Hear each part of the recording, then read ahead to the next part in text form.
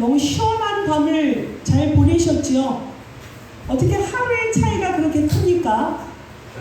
예측 불허입니다. 물론 기상대는 예측을 했겠지만 너무나 확연한 날씨 때문에 지난한 이제 여름이 지나고 이제 아주 그냥 활공이 너무너무 그냥 살아있는 그런 가을을 우리가 맞이하게 됐습니다. 그렇게 우리가 너무나 그냥 우리에게 청량음료와도 같은 이런 가을 날씨도 하나님이 우리에게 주신 축복입니다. 마음껏 누리시고요. 거기에 더불어서 뭘 해야 되죠? 하나님 자녀의 신분 권세를 마음껏 활짝활짝 펼치시고요. 237 나라, 위전도 5천 종족을 향하여서 여러분의 꿈을 크게 원대하게 그리는 그런 새로운 출발점이 되시기를 예수 그리스도의 이름으로 축복합니다. 오늘이 그럴만합니다. 우리 교회의 새로운 이정표가 이제 시작되는 것이죠. 그런 시간인가 봅니다, 이제. 자, 그래서 여러분, 창세기를 우리가 1장부터 50장까지도 잘 살펴봤죠. 인간의 시작과 끝, 하나님께 창조되어서 오직 하나님을 바라보고 하나님께 돌아가는 것, 모든 사람이, 모든 민족이 하나님을 믿고 주께 돌아오는 그 일, 그 역사를 말씀으로 언약으로 우리에게 펼쳐주시고 여러분에게 편집의 시간에 은혜를 주신 하나님께서 드디어 이제 출애굽을 들어가면서 오늘 서론의 시간을 우리에게 허락을 하셨습니다. 오늘 말씀의 제목이 무엇입니까? 침묵과 여백입니다. 약간 사색적인 단어일 수도 있는데요. 오늘 길지 않으니까 편안하게 들어보십시오. 여러분이 바로 창세기 다음엔 출애굽기다. 출애굽기는 또 이제 우리 권사님이나 이제 중직자들은 이게 언약의 관점에서 어떻게 쓰여져 있는가를 그 맥을 잘 알고 계시는 분도 계시고요. 이제 처음 듣는 친구들도 많을 것입니다. 우리가 주로 인용하는 성경 구절들이 이제 정해져 있었죠. 그런데 그런 거 다 내려놓으십시오. 전도와 선교의 관점으로 우리가 출애굽기를 하나하나 하나님의 인도를 받는 그런 시간을 갖도록 하겠습니다. 보면은요, 창세기에서 요셉이 이제 죽잖아요. 그러고 나서 이어지는 게 야곱과 함께 각각 이렇게 이어집니다. 그래서 여기 출애굽기라는 이 제목이 처음부터 이렇게 정해진 게 아닙니다. 원래 이름이요, 이 제목이 생성된 배경을 말씀드리겠습니다. 이건 원래 이름이 출애굽기가 아닙니다. 후대들이 편집하면서 갖다 붙인 이름이에요.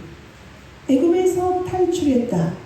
원래 이름은 웰레세모드라는 이름인데 이거는 여러분이 이렇게 알 필요는 없습니다. 참고로 말씀드린 거고요.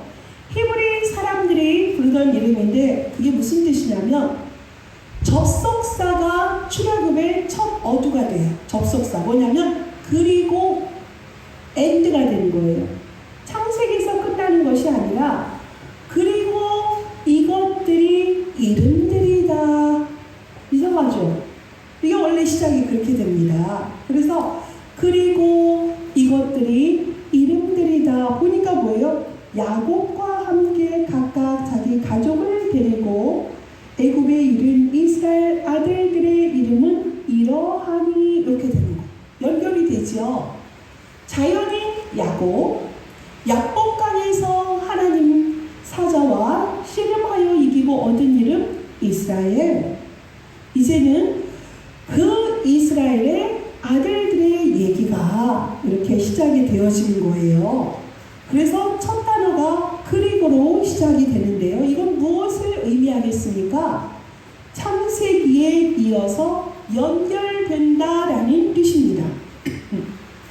그래서 히브리 사람들은 그걸 뭐라고 했냐면 그리고 이것들이 이름들이다 라고 그 성경을 보아왔던 거예요. 그러다가 히브리 사람들이 바벨론에 침략을 당하고 포로로 잡혀가지 않았습니까? 않습니까? 그러면 이제 세월이 지나가잖아요. 세월이 지나가면 그 후대들은 언어를 어느 정도 하다가 2세, 3세가 되면 어떻게 되겠어요? 모국어를 거의 다 잊어버리게 됩니다. 그래서 그 당시에 국제적인 언어가 헬라어였어요. 헬라어. 그래서 그 헬라어로 70인이 그 히브리어로 된 구약을 헬라어로 번역을 했습니다.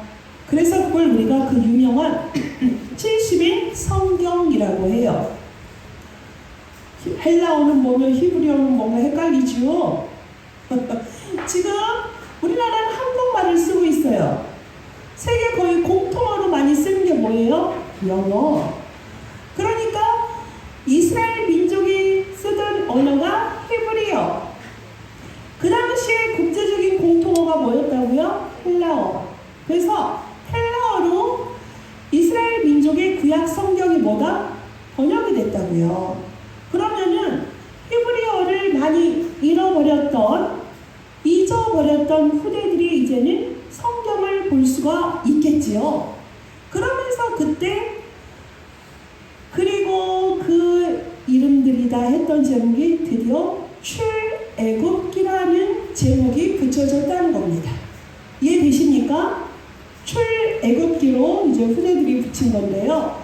그것의 근거가 출애굽기 19장 1절이에요.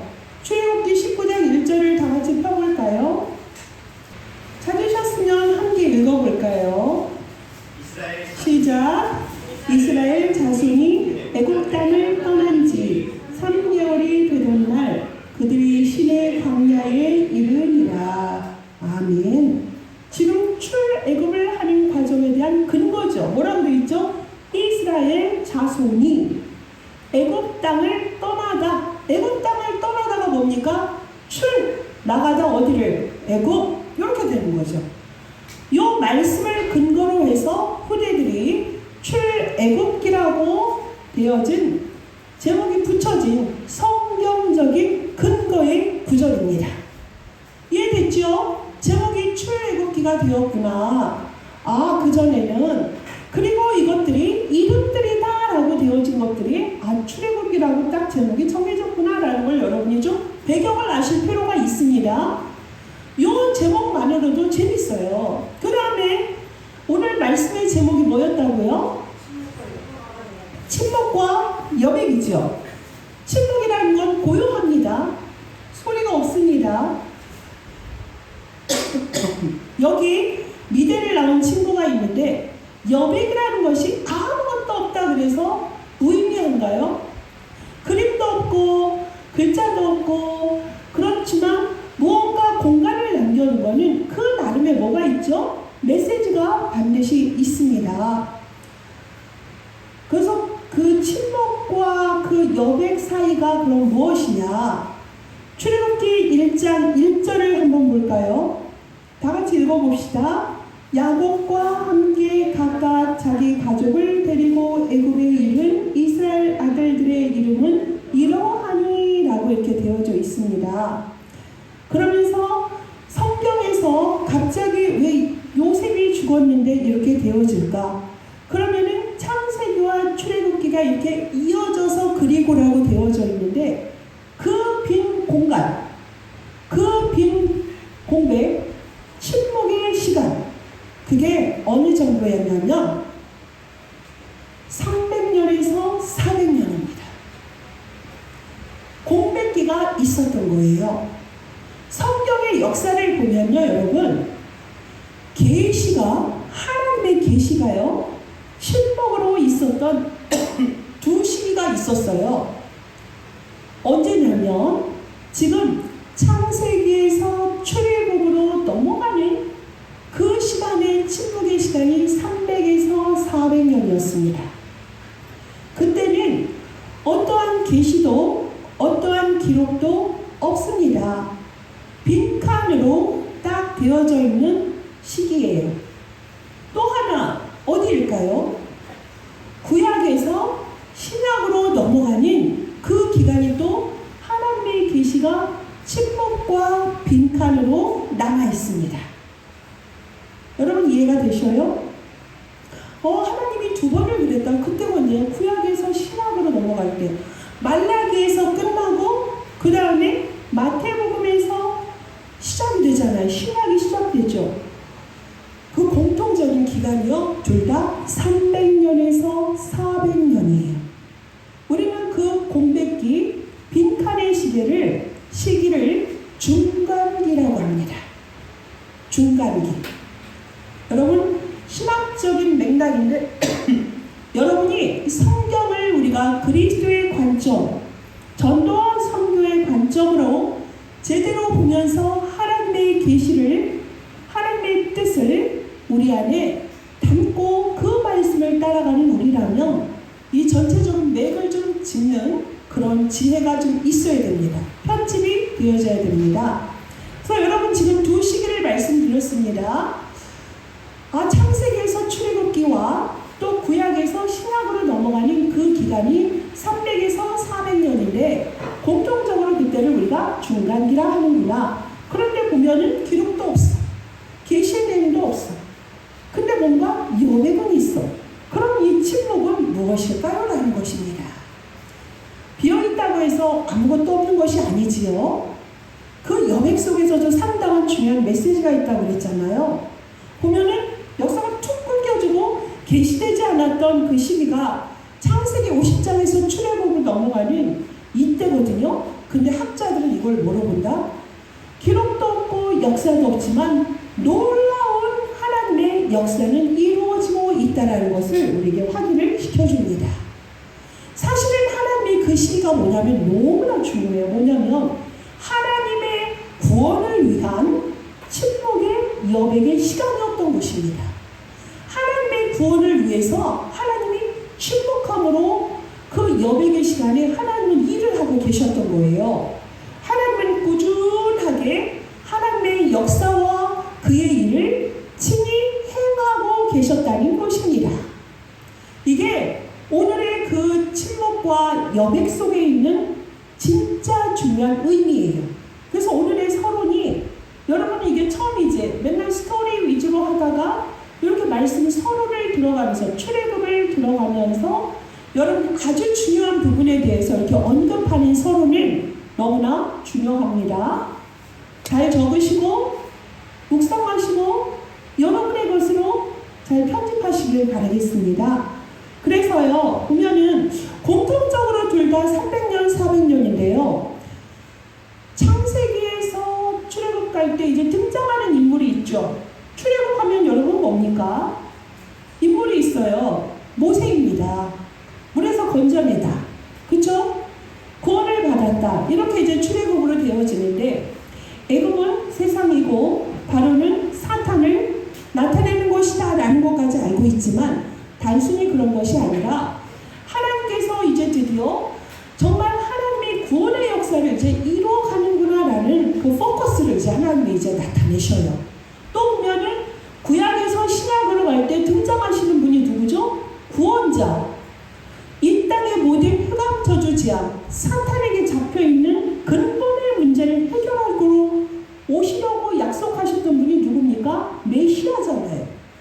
그 우리가 바라보기만 해도 응답받았던 그 메시아가 드디어 그리스도로 오신 사건이 구약에서 신약으로 넘어가는 그 침묵과 여백의 시간이었다는 것입니다. 그러면 우리 하나님은 보이지 않고 계시하지 않았고 기록하지 않았다 해서 하나님은 그러면 돌아가신 거예요?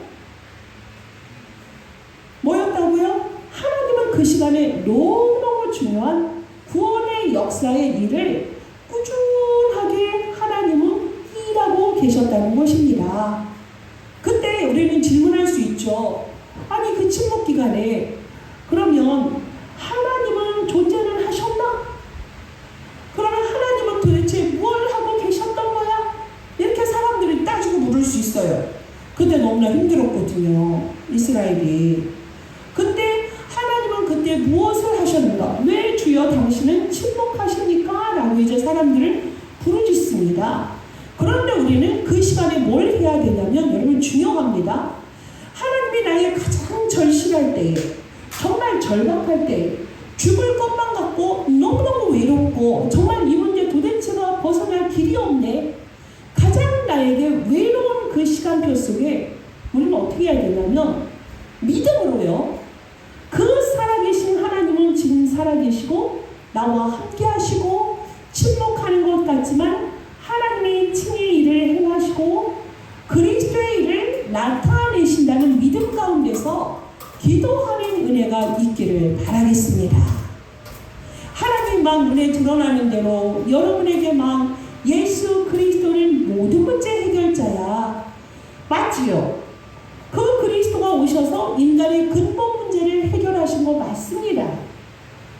그분은 약속대로 하나님 만나는 길을 여셨고 사단의 모든 법을 박살내셨고 인간에게 오는 저주와 재앙의 문제 완전히 십자가에서 끝내시고 다 이루신 거 맞습니다.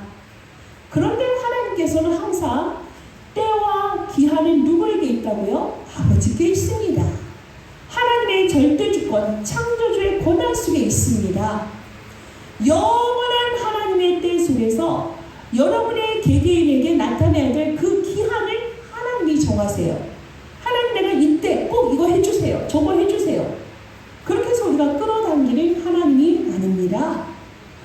그리스도 완전하신 그 이름, 하나님은 영원하시고 살아계시고 그리스도로 오셔서 나에게 생명 주시고 영접하게 하심으로 영원의 응답 속에 자녀의 신분 것을 누리게 하신 그 하나님은 지금도 임마누엘로 함께 하시고 모든 것을 하나님께서 나타내시고 이루어가시기 때문에 우리는 어떠한 경우도 낙심하거나 불신앙하거나 염려할 필요가 없다라는 겁니다.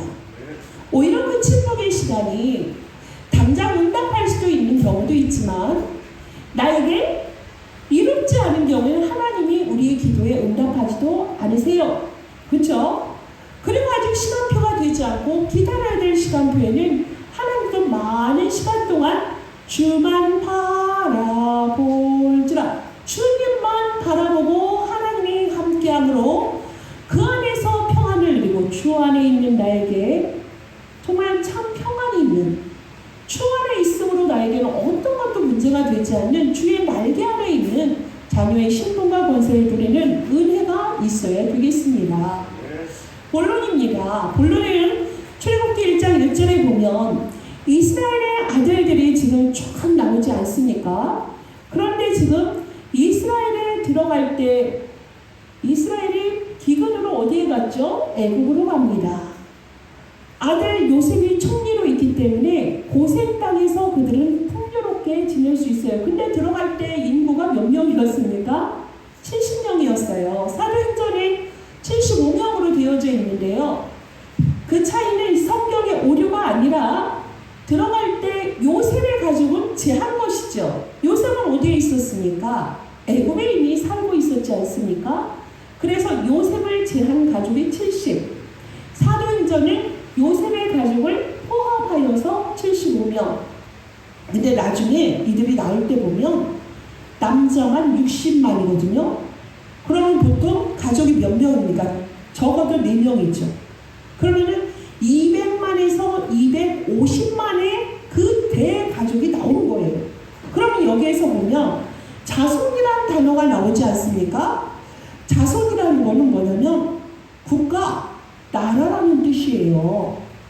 70명으로 들어갔던 이들이 12지파가 되어서 한 국가로서 이들이 나오게 되었다는 것을 나타내고 있습니다. 그래서 야곱으로 시작된 그 시작이 이스라엘의 아들들의 이름은 이러하니라로 시작이 되어지는 것이에요. 그 나라가 이제 형성되어서 나온 거예요. 그러면은 이거는 뭡니까? 엄청나게 번성되어서 정말로 단단한 민족과 국가를 형성했다라는 선포입니다. 근데 이것이 우연히 되어진 것 같습니까? 여러분 이거 어디서 잘 들어보지 않았습니까? 창세기 15장을 펴보세요. 아브라함에게 하나님이 약속한 언약이 성취된 것입니다. 창세기 15장에 보면 아브라함이 단을 쌓을 때 산 비둘기와 집 비둘기는 어떻게 했죠? 모두 간을 갈라서 하나님 앞에 번제를 드려야 되는데 쪼개지 아니했습니다. 그때 하나님께서 13절에 보면 뭐라고 하죠? 아브라함에게 이르시되 너는 반드시 알라 네 자손이 이방에서 객이 되어 그들을 섬기겠고 그들은 400년 동안 내 자손을 괴롭히리니 그들이 섬기는 나라를 내가 징벌할지며 그 위에 내 자손이 큰 재물을 이끌고 나오리라 그럽니다. 여러분, 애굽에서 이방에 객이 된 시간이 430년입니다. 우연이 아니라 뭐라고요? 하나님의 언약에 성취하는 것입니다. 하나님의 언약은 반드시 성취되거든요. 그리고 나중에 출애굽할 때 여러분이 아시겠지만 큰 재물들을 이스라엘 백성들이 가지고 나옵니다. 그리고 너는 장수하다가 평안히 조상에게로 돌아가 장사될 것이요 내 자손은 4대 만에 이 땅으로 돌아오리니 이는 아무리 족속의 죄악이 아직 가득 차지 아니함이니라 하시더니 왜 하나님이 애굽으로 보내서 400년의 시간을 허락했냐면 아직 때가 되지 않은 거예요. 아직 때가 되지 않았기 때문에 고센 땅에 그들을 머물게 해서 4대가 있다가 드디어 하나님의 때에 그들이 뭐 하는 거죠? 출애굽하는 그런 시간표가 이제 시작이 되는 것이죠. 여러분, 정말 이게 우연이 아니라 70명으로 들어갔던 사람들이 200만 정도로 민족이 되고 큰 국가를 이루어서 나왔다는 것은 정말 하나님께서 약속하신 것을 누가 행하신 것이죠? 이스라엘 백성이 한 것이 아니라 하나님이 하신 것입니다. 이게 중요합니다. 하나님이 모든 것을 계획하시고 아무리 족속이 멸망할 때가 아직 되지 않았기 때문에 하나님이 그들을 객으로 보내서 있다가 하나님의 시간표에 저들을 정확히 인도하시는 것입니다. 그래서 캄캄한 칠흑 같은 시기, 그럴 때 정말 계시나 기록되지 않은 시간에도 하나님은 뭐하고 계시다? 조용히 묵묵히 일을 진행하고 계신 하나님이십니다. 여러분, 요 사실을 믿는 게 너무너무 중요해요. 아까 말씀드린 것처럼 여러분 정말 여러분에게 무응답으로 있을 그때가 뭐다? 최고의 하나님의 응답의 시간표라는 것을 기억하시기 바라겠습니다. 그래서 여러분, 애굽이란 나라, 이집트를 갔다 온 분들이 여기 몇 분 계신데요. 저도 다녀왔습니다. 애굽이란 나라가 고대 시대, 우리가 요즘 역사를 구분하면 아주 오래전 고대 시간에 그때 나라 아니겠습니까? 강성한 나라인데요. 어느 프로그램인가에서 그 방송하는 걸 누가 봤다 하는데요. 근데요, 수천 년 동안 찬란했던 애굽의 모형을 그대로 재현을 해봤대요. 우리나라도 민속촌이나 어디 가면 우리 조선시대나 삼국시대 또 선사시대까지 이렇게 모형을 이렇게 만들어 놓은 곳이 있지요. 그래서 애굽도 똑같이 누군가가 이거를 만들었다고 합니다. 그런데 과학문명이 지금 상당히 발달되지 않았습니까? 막 100층짜리 건물이 쭉쭉쭉 올라가는 시대잖아요. 마천루가 가득한 시대인데요. 그때는 과학 문명이 그렇게 발달하지 않았을 겁니다. 지금처럼. 그랬는데요. 그때도 지금보다 훨씬 더 문명의 꽃을 피웠던 것을 확인한다고 합니다. 피라밋을 만들던 그 위용은 우리가 따라가기 힘들어요. 여러분, 저도 가서 그 돌나무 사이에 종이를 집어넣고 안 들어가요. 안 들어가요. 돌과 돌 사이에 틈이 없어요. 근데 그렇게 기중기가 발달이 됐고 지금처럼 이렇게 중장비가 갖추어져 있을까라고 하기에는 정말 난해해요. 사막이에요. 그 돌들이 다 어디서 왔을까라는 부분, 또 어떻게 축조했을까, 이런 부분을 생각할 때 그걸 우리가 만들지 못합니다. 피라밋을 똑같이. 그래서 그러한 부분들이 그때 우리가 고대라고 무시하고 현대 문명이 아니고 우리보다는 좀 지능적으로 우리보다 뛰어났을 것이라고 생각을 못 하잖아요. 우리는 막 요즘의 기준으로 과거를 돌아보니까 우리 후대 보면 과거 아주 싫어하죠. 저는 막 이제 농촌 생활이나 이게 자연적인 걸 좋아하는데 우리 후대들은 흙을 보면 뭐예요? 반가운 것보다는 피하고 그러잖아요. 그래서 그런 부분들이 참 많이 달랐구나, 대단한 문명이었구나 라는 것을 여러분이 참고하라는 말씀이고요. 창세기 13장 10절에 보면 롯이 나오지 않습니까? 아브라함의 조카 롯이 요단 지역을 보니까 소알까지 물이 넉넉하니까 그걸 뭐라고 그랬죠? 여호와의 동산 같고 애굽 땅과 같았더라 라고 합니다. 이미 뭐예요? 애굽을 아는 거야. 애굽의 문화를 딱 아는 거야. 누구도 알아요? 아브라함도 알아요. 애굽 문화는 뭐예요? 넉넉합니다. 기름집니다. 풍성합니다. 그런 것을 다 보았어요. 그랬는데 애굽 땅을 경험한 이 사람들은 이게 정말로 모두 매력적인 그 400년의 노예를 산 게 뭐예요? 아주 그들에겐 익숙하고 편안하고 벗어나고 싶지 않은 거예요. 그렇죠?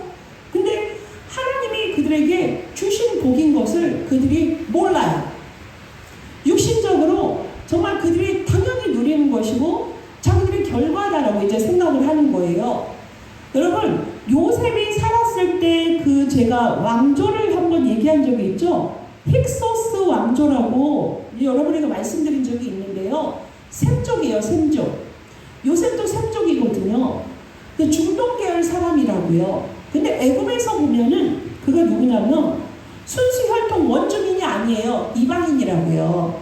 기마민족이고 이렇게 도구를 잘 사용하였기 때문에 그때 당시에 셈족이 활동했기 때문에 요셉이 총리가 될 수 있었다라는 게 있는데, 오늘 출애굽기를 보면 뭐라고 하죠?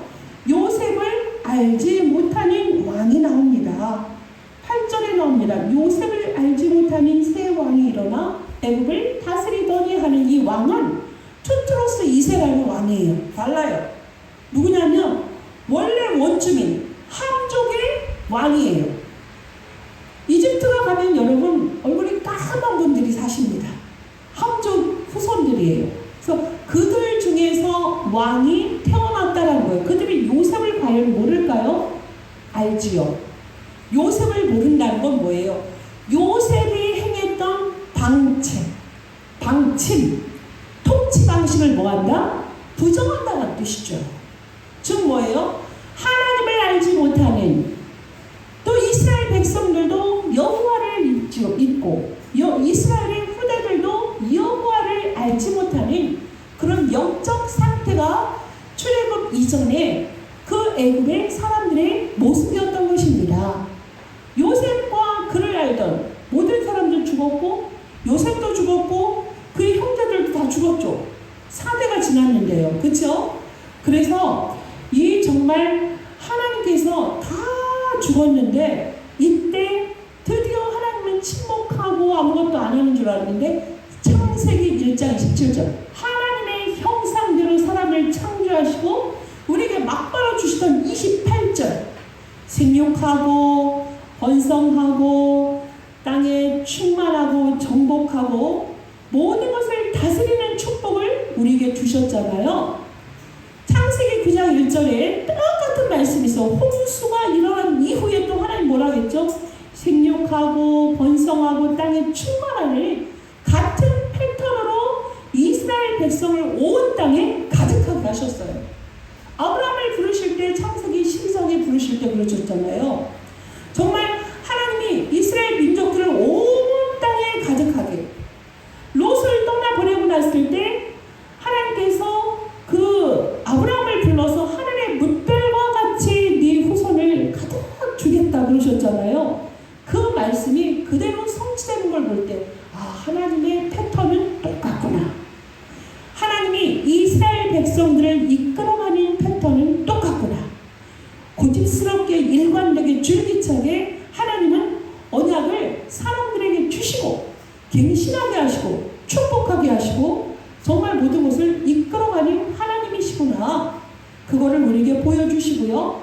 역사적으로는 여러분 힉소스 왕조에게서 자기들의 왕권을 뺏었는데 다시 이스라엘 민족이 막 숫자가 200만이 되니까 어떡하겠어요. 이스라엘 사람들이 근심하였더라로 좀 나오지 않습니까?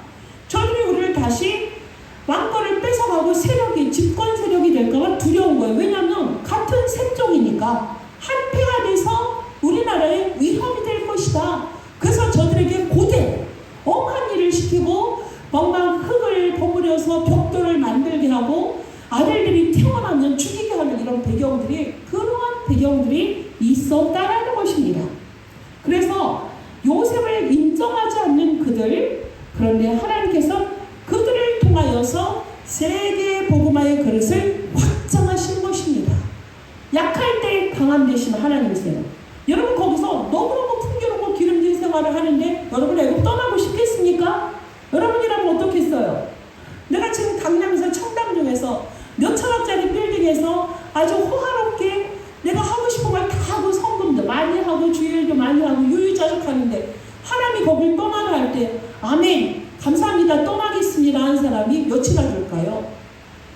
인간은 창세기 3장 이후에 그게 힘들어요. 자기 중심적이고 육신적이고 세상적인 것을 더 추구하기 때문에 힘든데, 하나님께서는 고난이라는 역경이라는 것을 포장하여서 하나님이 세계 복음화로 이제 그들을 이끌어 가시는 것을 우리가 볼 수가 있습니다. 이것이 지금 출애굽기의 서막입니다. 시작이에요. 하나님이 전도 선교를 위하여서 여러분의 삶을 어떻게 인도하시는지 이 출애굽의 사건을 통해서 많은 스펙트럼이 다양하게 우리가 확인할 수 있는 은혜의 시간이 이제 펼쳐질 것입니다. 출애굽에서는 하나님이 우리에게 뭐 하십니까? 고난을 주시고 구원해 주시는 하나님, 그 하나님은 언약의 하나님으로 언약의 백성들을 이끌어 가시는데 항상 임재하신다, 함께 하신다, 임마누엘로 역사하신다. 우리 요즘 우리가 확인한 언약 뭡니까? 오직 그리스도, 오직 하나님의 나라를 이루어 가시면서 오직 성령으로 역사하시는 하나님, 성삼위 하나님, 오늘 특성한 성삼위 하나님, 그분은 지금도 힉소스 왕조 때나 투트로스 왕조 때나 이스라엘이 출애굽할 때나 지금 2024년을 살아가는 우리에게도 똑같이 보다 동일하신 여호와 하나님이시다. 그분이 우리와 함께 하는데 그 침묵의 시간과 그 여백의 시간이 두려운 것이 아니라 기대가 되어지고 응답이 확인되어지는 그런 시간으로 하나님이 우리를 이끌어 가신다는 것입니다. 그래서 여러분 오늘 다소 이렇게 좀 약간 강의와도 같은 이런 말씀을 여러분이 이제 오랜만에 들으셨는데요. 이 말씀을 잘 정리를 해보십시오. 그래서 출애굽으로 내 인생이 새로운 이정표를 찍어가면서 세계 복음화를 향한 새로운 지평을 하나님이 열어가실 것을 기대하시면서 한 주간 여러분 나에게 있어서 하나님의 침묵과 여백의 의미는 무엇일까? 그것을 깊이 생각하면서 은혜 받는 시간이 되길 바라겠습니다. 우리에겐 기도가 있잖아요. 333-777 가지고 깊은 은혜의 시간으로 들어가서 하나님이 여러분을 향해 펼쳐지는 CVDIP를 만나는 그런 응답의 시간이 되시기를 예수 그리스도의 이름으로 축복합니다. 하나님 감사합니다. 오늘 출애굽의 모든 시작을 하게 하신 아버지 하나님 감사합니다. 우리의 모든 삶은 광야도 같지만 하나님 애굽의 풍요롭고 기름진 것을 벗어내고 하나님을 향하여서 출애굽하게 하시는 하나님의 역사의 주권 속에 우리가 있게 하심을 감사합니다. 하나님의 구원에 초점을 맞추어서 우리의 삶의 모든 것들을 세계복음화하고 생명을 구원하는 그곳으로 우리의 방향과 우리의 걸음이 있게 하실 줄 믿습니다. 하나님 이 흐름 속에서 나의 인생을 주께 맡기며 하나님이 인도하시는 그 길 속에서 하나님의 영원한 기업과 작품과 유업을 확인하는 응답의 시간으로 역사하여 주시옵소서. 예수 그리스도의 이름으로 기도합니다. 아멘.